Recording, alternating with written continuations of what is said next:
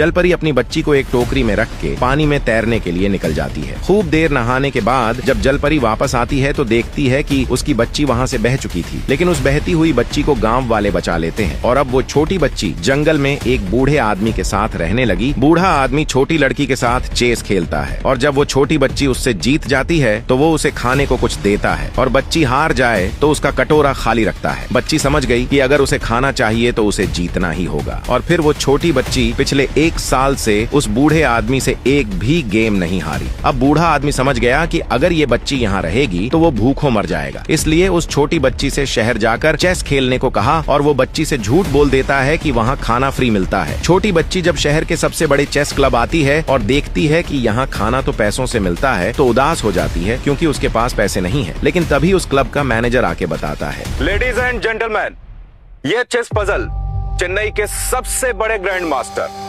Anandan sir ने design किया है और पिछले 20 सालों में आज तक इसे कोई भी सॉल्व नहीं कर पाया है।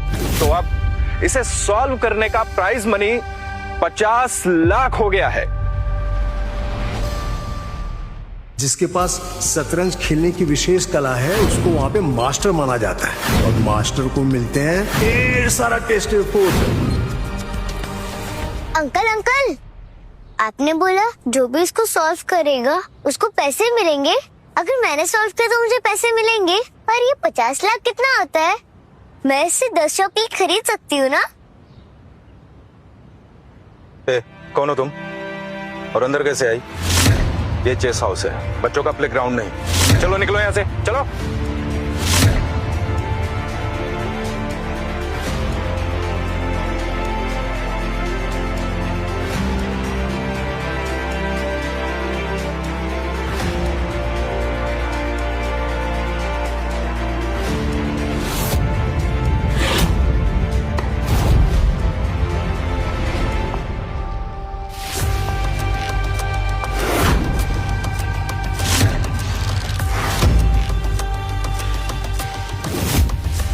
सर, किसी ने पजल को सॉल्व कर दिया है। Puzzle solve?